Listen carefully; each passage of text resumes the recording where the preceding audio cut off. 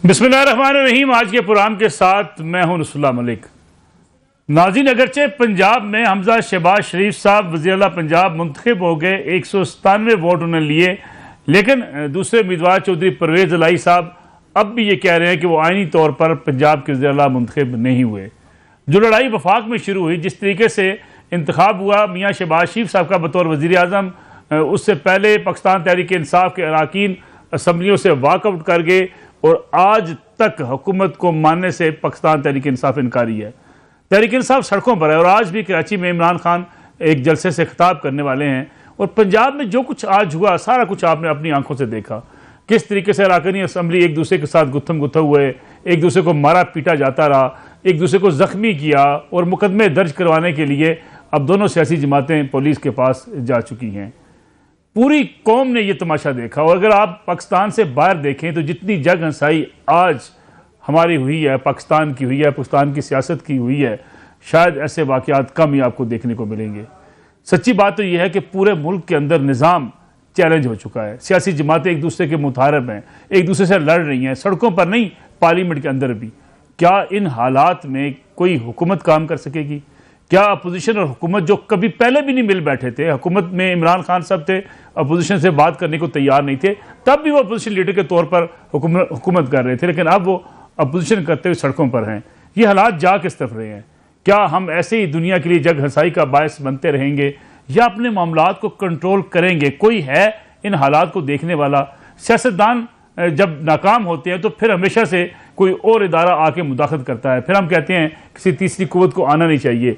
लेकिन जब ऐसे हालात पैदा हो जाते हैं, सियासतदान आपस में इस तरीके से लड़ते हैं कि मुल्क का नुकसान शुरू होता है।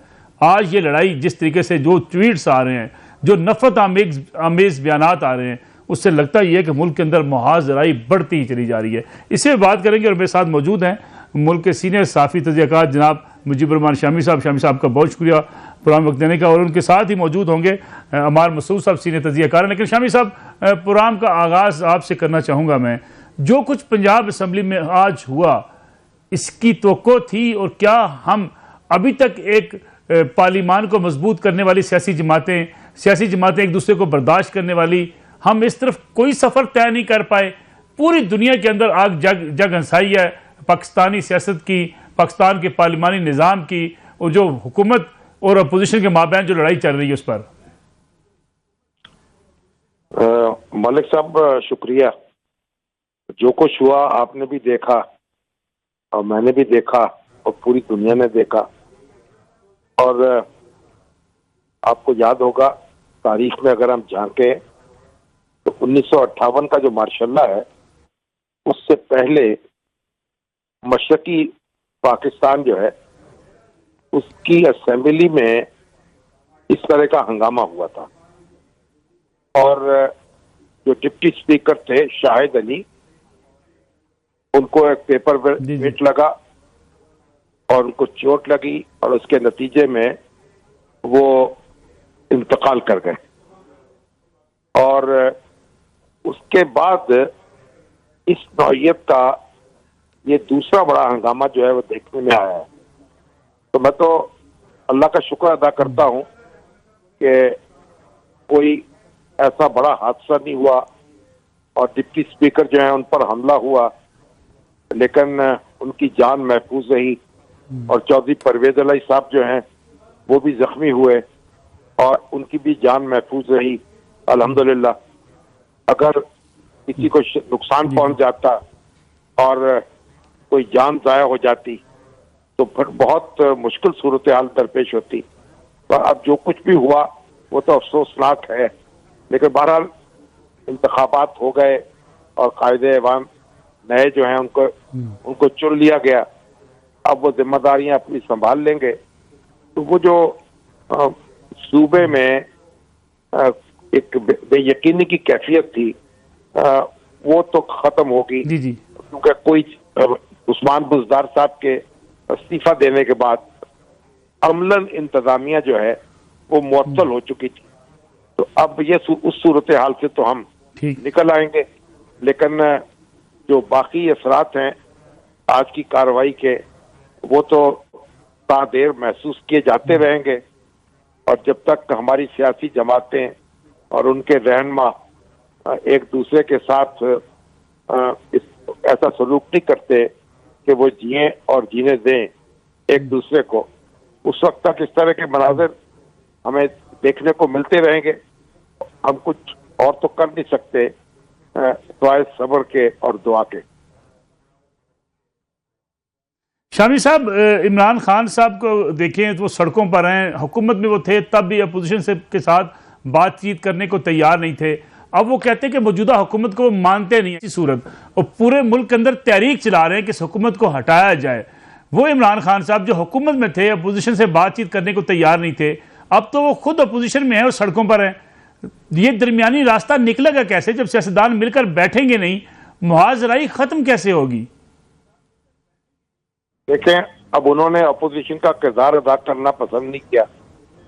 جس قومی اسمبلی کی اکثریت کی وجہ سے وہ برسر اقتدار تھے اور انہوں نے 3.5 سال تک بلکہ اس سے زائد حکومت کی ہے، اب جب ان کے خلاف تحریک عدم اعتماد منظور ہوئی تو انہوں نے اس اسمبلی میں بیٹھنا گوارا نہیں کیا.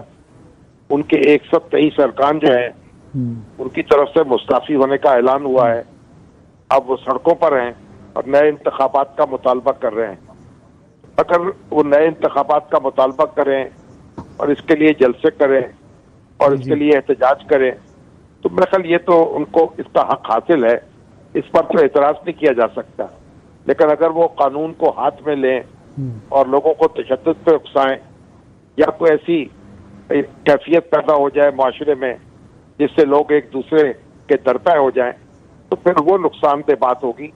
تو عمران خان صاحب کا بھی امتحان ہے تو اپنی طاقت کا مظاہرہ یقیناً کریں، لیکن معاملات کو ایک دائرے میں رکھیں آئین کے اور قانون کے. اس سے تجاوز نہ خود کریں نہ کسی کو کرنے دیں.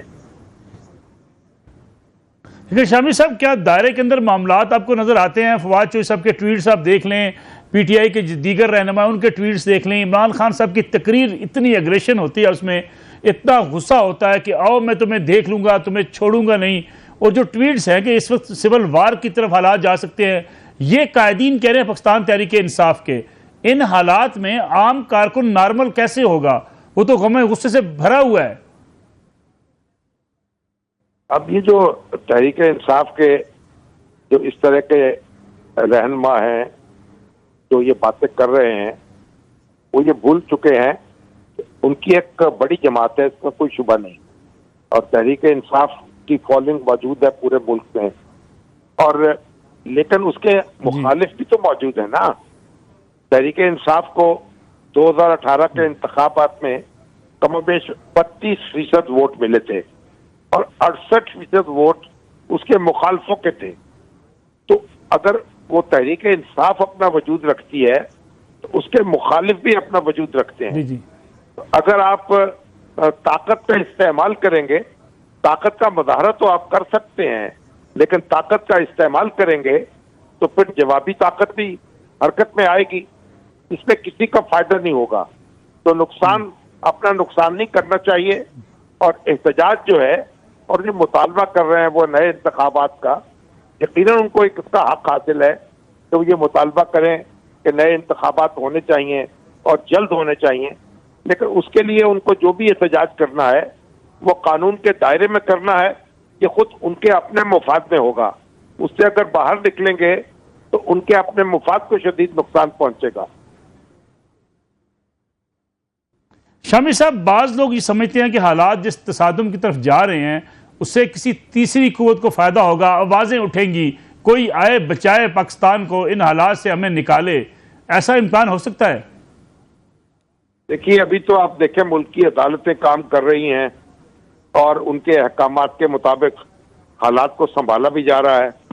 جو اسلام آباد میں ہوا، سپریم کورٹ کی مداخلت کی وجہ سے وہ بے قابو نہیں ہو سکا، اور یہاں بھی لاہور میں بھی لاہور ہائی کورٹ کے جو احکامات تھے ان کو ماننا پڑا اور ان کی روشنی میں آج انتخاب ہو گیا. تو اس لحاظ سے تو معاملات جو ہیں وہ طے ہو رہے ہیں نظام کے اندر، اور اسی طریقے سے ان کو آگے چلنا چاہیے. کسی مداخلت کی ضرورت نہیں ہے.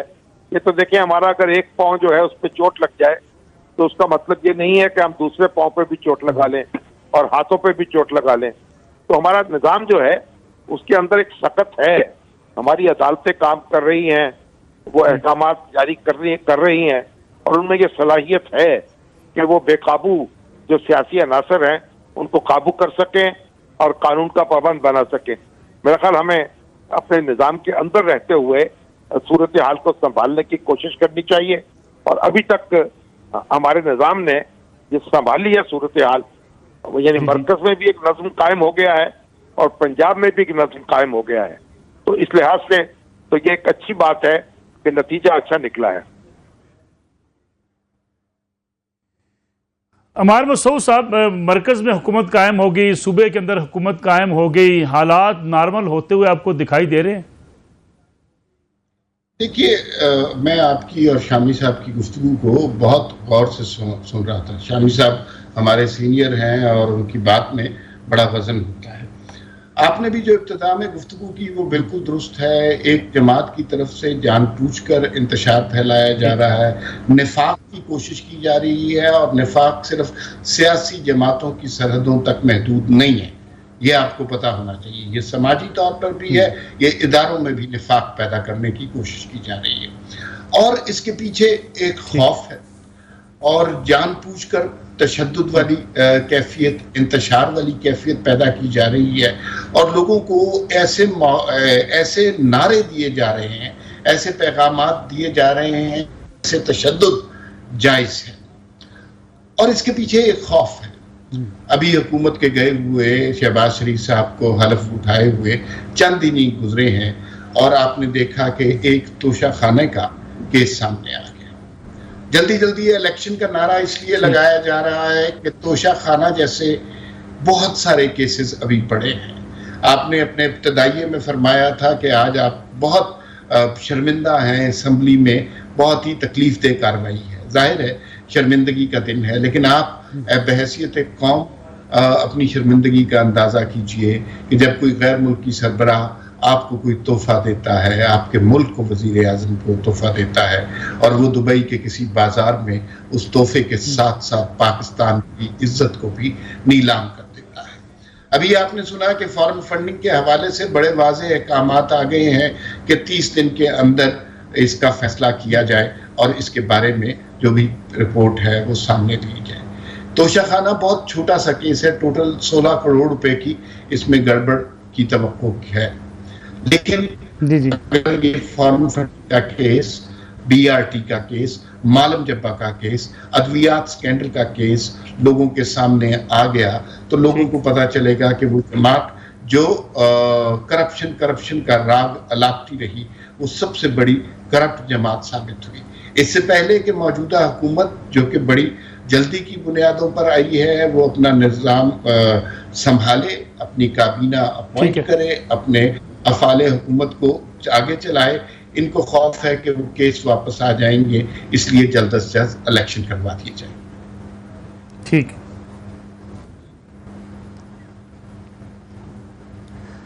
جی بلوان شامی صاحب, جو بات عمار مسعود صاحب کر رہے ہیں وہ کہہ رہے ہیں کہ جی کی کیسز آ رہے ہیں, توشہ خانے کی بات کر رہے ہیں. عمران خان صاحب جو نعرہ لگا رہے ہیں, خاصا پاپولر نعرہ, امپورٹڈ حکومت نامنظور, کیا یہ کیسز جب بنیں گے یہ نعرہ پیچھے جائے گا؟ یہ عمران خان صاحب کی جو پذیرائی ہے کہ ایک سازش کے تحت ان کو ہٹایا گیا, یہ نعرہ ان کا بیانیہ پاپولر رہے گا, یا اگر ان کو مقدمات کا سامنا کرنا پڑتا ہے, کرپشن کے کیسز سامنے آتے ہیں, عمران خان صاحب کی یہ پاپولیرٹی کو فرق ڈالے گی؟ دیکھیے, جو بھی مقدمہ ہو اور جو بھی معاملہ ہو بالآخر اسے عدالتوں ہی میں طے ہونا ہے. کوئی توشہ خانہ ہو یا کوئی اور معاملہ ہو, تو ہم اپنے طور پر تو فیصلے صادر نہیں کر سکتے. ہم الزام تو لگا سکتے ہیں, لیکن جو عدالتوں ہی کو بہرحال یہ معاملات طے کرنے ہیں. اور جہاں تک عمران خان صاحب کے اس نعرے کا تعلق ہے کہ امپورٹڈ حکومت ان کو منظور نہیں ہے, تو عمران خان صاحب کے خلاف بھی تو یہ نعرہ لگتا رہا نا کہ وہ سلیکٹڈ حکومت ہے, وہ سلیکٹڈ وزیر اعظم ہے, اور اپوزیشن ان کو ماننے سے انکار کرتی رہی ہے اور ان پہ تنقید کرتی رہی ہے. لیکن اپوزیشن نے احتجاج بھی جاری رکھا ہے اور معاملات ہیں وہ بھی چلتے رہے ہیں. تو اگر خان صاحب جو ہیں वो अपना एहतजाज जारी रखते हैं और इम्पोर्टेड हुकूमत का नारा लगाते रहते हैं, तो ये तो उनका एक सियासी हक है। मसला ये है कि आप अगर ताकत का इस्तेमाल करेंगे या तशद्दुद पे लोगों को उकसाएंगे, उसके नताइज जो हैं वो उसके नताइज पर भयानक निकलेंगे। और ताकत का इस्तेमाल जो है वो किसी ग्रुप को रास नहीं आया। आप पाकिस्तान की तारीख उठाकर देख लें, जिन अनासर ने ताकत का इस्तेमाल किया है, रियासत की रिट को चैलेंज किया है, वो आज कहाँ हैं और किस हजर से दो चार हुए हैं। तो मेरा ख्याल है कि इमरान खान साहब की जो ताकत है इससे इनकार नहीं किया जा सकता, लेकिन आप ये देखें कि वो तनहा ताकत नहीं है उनकी, उनके मुखालफों भी की ताकत है।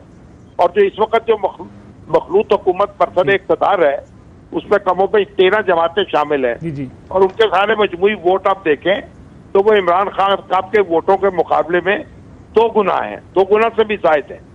तो 2/3 वोट इन्होंने हासिल किए हैं और 1/3 इमरान खान साहब ने हासिल किए हैं गुज़श्ता इंतखाबात में।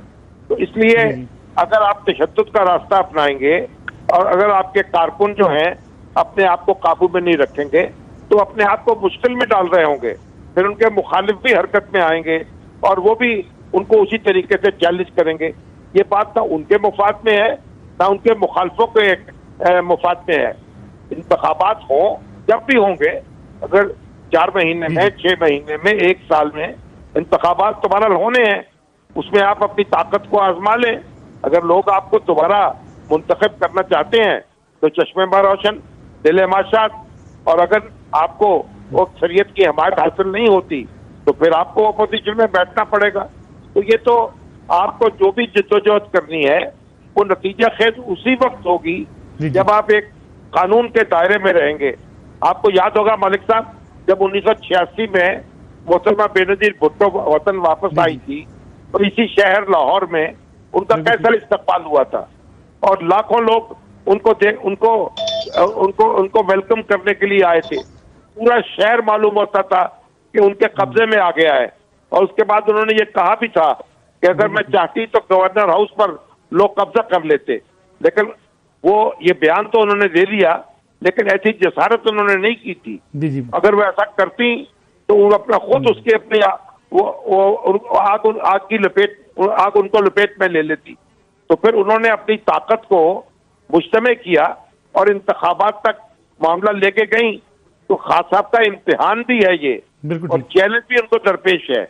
ये हमारी रियासत जो है, हमारा निजाम जो है वो इतना कमजोर नहीं है कि वो कोई किसी नारे से पाश हो जाए, किसी सियासी जमात कोई सियासी जमात जो है उसको बिल्कुल टुकड़े टुकड़े करके रख दे। उसमें ये सलाहियत है और सख्त है कि वो कानून को चैलेंज करने वालों से निपट सके। शामी साहब, एक छोटी सी ब्रेक का वक्त हुआ है, ब्रेक से वापस आते हैं, बात करेंगे कि इसी सूरत हाल के साथ साथ इमरान खान साहब जो कराची में जलसा कर रहे हैं, क्या वो उन सवालों के जवाब भी देंगे जो DGISPR ने उनके उस बयानिए को, उनके उस मौक़िफ़ को यकसर मुस्तरद कर दिए थे। ना किसी ने अड्डे मांगे, ना कोई साजिश हुई, फिर इमरान खान साहब ये बयानियाँ लेकर पब्लिक में क्यों जा रहे हैं?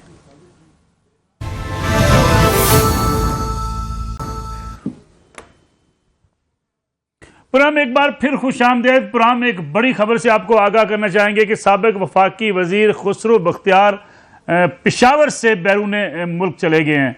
हमारी इत्तलात के मुताबिक खुसरो बख्तियार पेशावर से बैरून मुल्क गए हैं क्योंकि उनके खिलाफ मुकदमात, जो नैब के मुकदमात थे, वो अब शुरू होने वाले हैं। कुछ मुकदमात ओपन कर दिए गए हैं।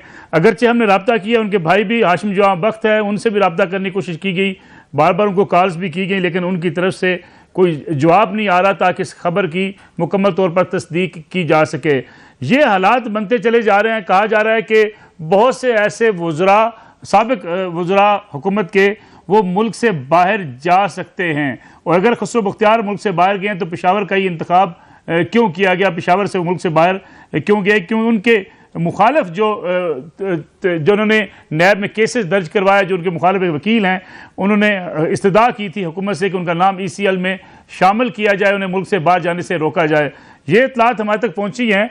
जनाब अम्मार मसूद साहब, बहुत से लोग मुल्क से निकलना चाहते हैं, मौजूदा हालात में निकल जाएंगे क्योंकि मुकदमात तो रीओपन हो चुके हैं कई लोगों के? جی میں آپ سے جب پہلے گفتگو کی تو اسی بات کا حوالہ دیا تھا کہ اب ان لوگوں کو کا احتساب ہوگا. جو کچھ یہ کرتے رہے ہیں، جس سطح پر یہ معیشت پہنچ گئی ہے، یہ کوئی بلا وجہ نہیں پہنچی. اس کے پیچھے بہت سارے ہاتھ ہیں اور ان ہاتھوں نے پاکستان کی معیشت کے ساتھ خوب ہاتھ کیا ہے. اور یہ تو ایک خبر سنی ہے، جلد ہی اس کی تصدیق بھی ہو جائے گی، لیکن آہستہ آہستہ دیکھیے شہباز گل صاحب بھی باہر جانا چاہ رہے ہیں، دیگر لوگ بھی. اور یہ جب تحریک انصاف کی حکومت تھی تب بھی ہم کہا کرتے تھے کہ جیسے ہی ان لوگوں کو پتہ چلا کہ اب حکومت ختم ہو گئی ہے، یہ پہلی فرصت میں یہ ملک چھوڑ دیں گے. اس ملک میں ان کی کوئی دلچسپی نہیں ہے. انہوں نے بدقسمتی سے مذہب کے نام پر لوگوں کو بلیک میل کیا، اور جب یہ بلیک میل کر رہے تھے لوگوں کو تو بیک گراؤنڈ میں یہی لوگ اس ملک کی تاریخ کی سب سے بڑی کرپشن کر رہے تھے. اب اس کے ثبوت سامنے آنے لگے ہیں. اب پہلی دفعہ وہ ڈھال آگے سے ہٹی ہے، پہلی دفعہ ادارے نیوٹرل ہو گئے ہیں. تو پھر اس کے بعد آپ نے دیکھا کہ ان کا شیرازہ بالکل بکھر جائے گا. ایک سوال آپ کی جانب سے یہ ضرور ہونا چاہیے کہ سوشل میڈیا پر جو ان کی پذیرائی ہو رہی ہے وہ کیوں اتنی زیادہ ہو رہی ہے؟ تو آپ کو اندازہ ہوگا کہ 2 ٹرینڈ چلے ہیں پاکستان میں بہت تکلیف دہ. ایک جنرل باجوہ کے خلاف تھا، دوسرا امپورٹڈ حکومت کے حوالے سے. اور اس کے اوپر بہت سنجیدہ حلقوں نے بہت سنجیدگی سے ان ٹرینڈز کو لیا، اور وہ یہ سمجھتے ہیں کہ اس کے اندر پاکستان کے اندر موجود لوگ کم ہیں، بلکہ پاکستان سے باہر کے سائبر سیل کام کر رہے ہیں. کل جس پرسوں میں اور آپ ایک ہی جگہ افطار میں موجود تھے، وہاں ایک صاحب نے مجھے بتایا کہ تحریک انصاف اب بھی 6 کروڑ روپیہ پر ڈے اپنے سوشل میڈیا پر انویسٹ کر رہی ہے، جس کے پیسے پتہ نہیں کہاں سے آ رہے ہیں. لیکن یہ بڑا انٹرسٹنگ دور ہے کہ یہاں پہ آپ اپنے موبائل فون پہ اگر کوئی بھی کی پریس کرتے ہیں تو اگر لوگ چاہیں تو اس کو ٹریک ڈاؤن کیا جا سکتا ہے. اگر کچھ عرصے کے بعد ہمیں یہ پتہ چلتا ہے کہ اس میں کچھ سائبر سیلز ایسے انوالو تھے جو باہر کے ملکوں کے تھے اور ایسے ملکوں کے تھے جو پاکستان کے دوست ممالک نہیں ہیں، تو پھر اس حرکت کیا بالکل پتہ چل جائے گا کہ یہ انتشار کیوں پھیلایا جا رہا ہے. جی میں عمار صاحب آپ ادھر واپس آتا ہوں. ذرا تھوڑا سا میں آپ کو آج کا پورا رن ڈاؤن آپ کے سامنے رکھ دوں جو کچھ آج پنجاب اسمبلی میں ہوا. یار شجاع صاحب ہمارے بیروچی بھی موجود ہیں، سارا دن اس صورتحال کو خود مانیٹر کرتے رہے، رپورٹ کرتے رہے. یار شجاع صاحب، قصور کس کا تھا آج؟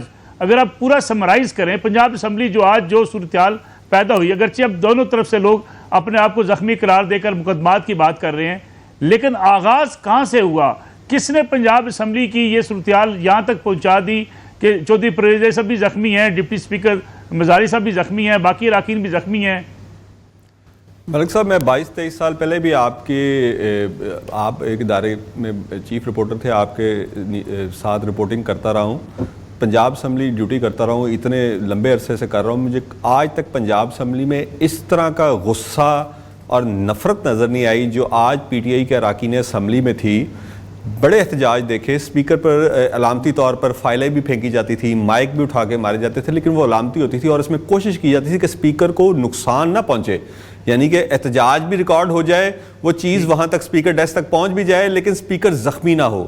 لیکن ملک صاحب، میں آج آپ یقین کریں ہم خود شوق میں تھے اس وقت جب لوٹے اچھالے گئے، تو ہمیں پتہ تھا کہ بھئی لوٹے اچھالے جا رہے ہیں اور یہ علامتی ہے، اور اس سے پہلے بھی یہ کئی بار ہو چکا ہے. لیکن جب انہوں نے اس پہ تشدد کیا اور جی لوٹے اندر آئے، کیونکہ اس وقت تک، یعنی کہ آج کے الیکشن سے پہلے تک تو پی ٹی آئی کا قبضہ تھا پنجاب اسمبلی پہ، تو لوٹے ان کو کس نے روکنا تھا وہاں پہ لانے سے؟ جب وہ لپکے ہیں اسپیکر کے ڈائس پہ، اور خود دوست محمد مزاری بھی اس کے لیے تیار نہیں تھے. یقین کریں اگر ان کو پتا ہوتا کہ اس طرح مجھ پہ تشدد ہونا ہے تو وہ کبھی بھی ڈائس تک بھی نہ آتے. وہ پہلے ہی یہ سارے حفاظتی اقدامات اٹھاتے جو بعد میں اٹھائے گئے.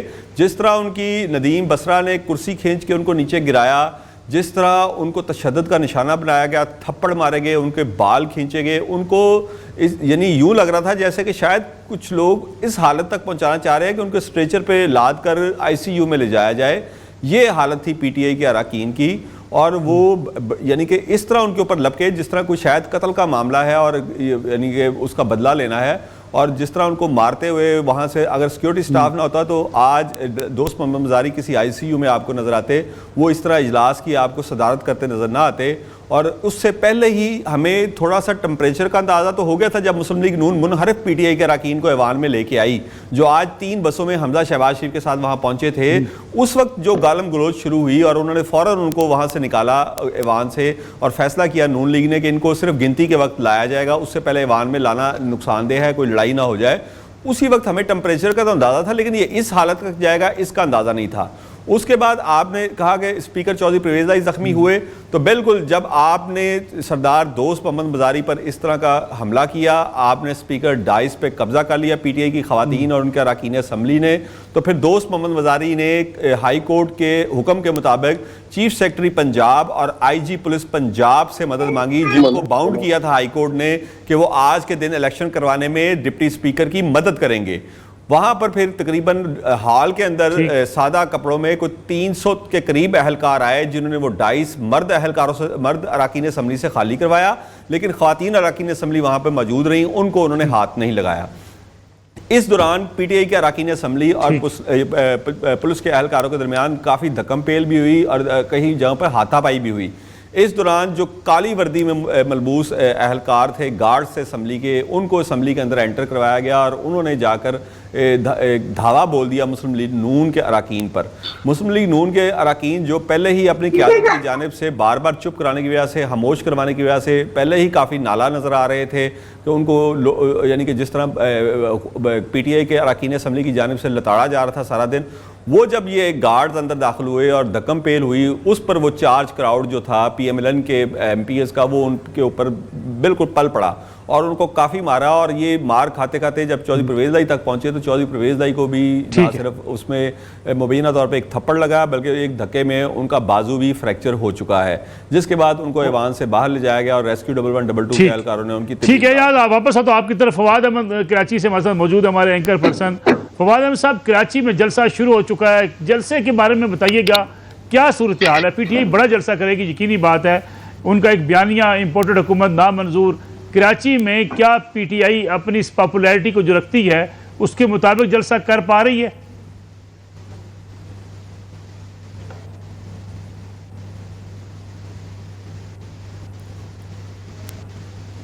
جی فواد صاحب. جی سوال دہرائیے گا, میں سن نہیں سکا. جی اب آ رہی ہے, سوال نہیں سن سکا. جلسہ کیسا ہے کراچی کا ماحول کیسا ہے؟ کراچی کا ماحول کیسا ہے؟ جلسہ کیسا ہے عمران خان صاحب کا؟ دیکھیں ملک صاحب, اس میں تو مجھے پہلے بھی پتا تھا, کوئی آج ایسی انوکھی بات نہیں ہے, یہ جلسہ بڑا ہی ہونا تھا. کراچی 3 کروڑ کی آبادی کا شہر ہے, لیکن جلسے کے ساتھ ساتھ یہاں پر لوگ بہت سے سوالات بھی کر رہے ہیں. وہ سوالات یہ کر رہے ہیں کہ 2018 کے عام انتخابات میں پاکستان تحریک انصاف کو یہاں سے 14 نشستیں ملی تھی. 14 نشستیں تو انہوں نے خواب میں سوچا بھی نہیں تھا, نہ ان کو پاکستان کے کسی اور شہر سے یا کسی اور ایسے یونٹ سے 2 شہر ملا کے بھی اتنی سیٹیں نہیں ملی تھی جتنی کراچی سے ملی تھی. لیکن عمران خان صاحب نے کراچی کے لیے کیا کیا, یہ لوگ سوال کر رہے تھے. 1100 ارب کے ترقیاتی پیکج کا اعلان ہوا, جس میں سے 700 ارب ویسے بھی سندھ حکومت نے دینے تھے, باقی جو 300-400 ارب بچ گئے اس میں سے بھی آج تک ایک ڈھیلا نہیں لگا, ایک پائی نہیں لگی. ابھی جب سی ایم سندھ اور شہباز شریف صاحب کی ملاقات ہوئی تو اس میں تمام چیزیں واضح ہوئی کہ جو پروجیکٹ عمران خان صاحب اپنے دور میں اعلان کرتے رہے اس کی ایک اینٹ بھی نہیں لگی. K4 پروجیکٹ آج بھی ویسے کا ویسا ہے, سندھ حکومت نے اس کے پیسے دے دیے لیکن وفاق کی طرف سے ایک پیسہ نہیں لگا, سوائے اس کے کہ وہ جو ہے وہ نیسپاک سے اٹھا کر وابدہ کے حوالے کر دیا گیا. اس کے علاوہ کراچی کا کون سا مسئلہ, کراچی کے اندر سرکولر ریلوے چلانے کا اعلان ہوا تھا, سرکولر ریلوے کا ٹریک آج بھی ویسے کا ویسا ہی ہے. کراچی کے اندر گرین بس یا نواز شریف اپنے دور میں چلا کر گئے تھے, انہوں نے اس پہ بسیں چلانی تھی, 100 بسیں چلانی تھی, 10-15 کے بعد بسیں نہیں آئی, اور وہ بسیں بھی وہ تھیں جو میاں نواز شریف کے دور میں جن کا کانٹریکٹ ہو چکا تھا. تو ایسا کیا ہوا کراچی کے شہریوں کے لیے؟ نہ ان کا بجلی کا مسئلہ حل ہوا, کراچی کے اندر بجلی کا بحران آیا. یہ الیکٹرک کہتی رہی کہ ہمیں اضافی بجلی چاہیے, ہم اپنی بجلی ضرور پیدا کریں گے, 750-800 میگا واٹ آپ جو بجلی ہمیں دیتے ہیں آج سے نہیں ہے, 10 سال سے آپ دے رہے ہیں, ہمیں بجلی بڑھائیں. انہوں نے کہا کہ جی ہمارے پاس بجلی دینے کے لیے, وہاں تک پہنچانے کے لیے جو ہے انفراسٹرکچر نہیں ہے, انفراسٹرکچر بنانے کے لیے کچھ نہیں کیا گیا, پانی کا مسئلہ حل نہیں کیا گیا, بجلی کا مسئلہ نہیں حل کیا گیا. گیس یہاں سے نکلتی ہے, سندھ سے نکلتی ہے, سندھ کی شہریوں کو نہیں ملتی ہے. 40% گیس جو ہے 40-50% گیس آپ کے سندھ سے نکلتی ہے. لیکن عمران خان صاحب نے یہ سارے بیانیے, یہ سارے حساب کتاب پیچھے چھوڑ دیے ہیں. وہ تو اب صرف امپورٹڈ حکومت کے خلاف نکلے ہوئے ہیں. وہ کہتے ہیں میرے کارکردگی کو چھوڑیں, میرے خلاف جو سازش ہے اس کو بے نقاب کروں گا. دیکھیں ملک صاحب، یہ 3.5 کروڑ آبادی کا شہر ہے. 3 کروڑ آبادی کا میں دوبارہ آپ سے کہہ رہا ہوں کہ اگر عمران خان صاحب کچھ کیے بغیر بھی یہاں پر آتے. عمران خان صاحب کے کئی فیزز ہیں اس کراچی کے اندر. عمران خان صاحب نے 2011 کا جلسہ کیا جس میں بے تحاشا لوگ تھے. پھر عمران خان صاحب نے ایک ایسا جلسہ کیا نشتر پارک کے اندر کہ جس میں مشکل سے 1000 لوگ نہیں تھے. پھر عمران خان صاحب نے ایک اور فلاپ جلسہ کیا یہاں پہ الدین پارک کے پاس جس میں مشکل سے 2000 لوگ نہیں تھے. لیکن عمران خان کو یہاں سے سیٹیں ملی. اس کی وجہ ہے، ایک وجہ سمجھنے کی ہے. جب تک وہ وجہ ہم نہیں سمجھیں گے ہم اسی طرح بحث کرتے رہیں گے کہ اتنا بڑا جلسہ کیوں تھا، کیسے تھا. جلسے تو یہاں پہ الطاف حسین نے بھی بڑے کیے ہیں. اب عمران خان صاحب بھی الطاف حسین کے نقشے قدم پہ چل پڑے ہیں. اسی طریقے سے قوم کو تقسیم کر رہے ہیں، اسی طریقے سے لوگوں کو لڑانے کی بات کر رہے ہیں، اسی طریقے سے سڑکوں پہ خون خرابہ چاہتے ہیں، اسی طریقے سے اداروں کو پکار رہے ہیں، اسی طریقے سے اداروں کی بے توقیری کر رہے ہیں. یہ سارے معاملات جو ہم نے آج سے پہلے 12 مئی کو دیکھے تھے، جس طریقے سے آج ہم نے صوبائی اسمبلی پنجاب کے اندر واقعات دیکھے، یہی واقعات سندھ کے اندر ایسے تھے کہ سندھ کی وجہ سے پران کا وقت بالکل ختم ہو گیا. فواد صاحب پران کا وقت ختم ہو گیا. عمار مسعود صاحب 30 سیکنڈ میں آپ کا چاہوں گا میں آپ کو موقف. پرویز بھائی صاحب کہتے ہیں کوئی نوٹیفیکیشن نہیں ہوا، میں خود اسپیکر کی کرسی پر بیٹھ کے صبح 4 سنبھالوں گا. دیکھیے عمران خان صاحب اور ان کے اتحادیوں نے ایک بات جو ہے نا وہ لوگوں کو بتا دی ہے کہ اگر عمران خان کے خلاف آئین کچھ کہتا ہے تو آئین کوئی اہمیت نہیں رکھتا ہے. عمران خان کے خلاف قانون کچھ کہتا ہے تو قانون کوئی اہمیت نہیں رکھتا ہے. عمران خان کے خلاف عدلیہ کوئی کچھ کہتی ہے تو وہ اس کی اہمیت نہیں رکھتا. عمران خان ایک سیاسی جماعت نہیں، ایک کلٹ، ایک پروپیگنڈا یونٹ بن گئے ہیں جس کی پذیرائی بہت زیادہ ہوئی لیکن گریجویٹ سبسائڈ ہو جائے گا. ٹھیک ہے، ہمارے مسعود صاحب، فواد احمد صاحب، یاشر صاحب، تینوں مہمانوں کا بہت شکریہ. کراچی میں جلسہ جاری ہے پاکستان تحریک انصاف کا. ایک پروگرام کو یہی ختم کرتے ہیں لیکن آپ دیکھ پائیں گے عمران خان صاحب کراچی میں کیا کہنے والے ہیں. مریم اورنگزیب کہتی ہیں کہ ٹی وی سے لوگ دور رہیں کہ کچھ ہی دیر بعد لوگوں کو ٹیلی ویژن چینلز پر گالیاں سننے کو ملنے والی ہیں. بچوں کو ٹی وی سے دور رکھیں اور ٹی وی سے یہ بھی کہا جائے ٹی وی چینل سے کہ ڈیلینگ جو ایک میکینزم ہے اس کو اختیار کریں. ایسا کیوں کہا جا رہا ہے؟ ایسی سیاست کیوں یہاں آن پہنچی ہے کہ مریم اورنگزیب صاحبہ کو یہ کہنا پڑ رہا ہے کہ عمران خان صاحب اپنے جلسے میں لوگوں کو گالیاں دیں گے؟ ناظرین، آج کا پروگرام تھا. کل آپ کی خدمت میں دوبارہ حاضر ہوں گے. اجازت دیجیے. اللہ حافظ.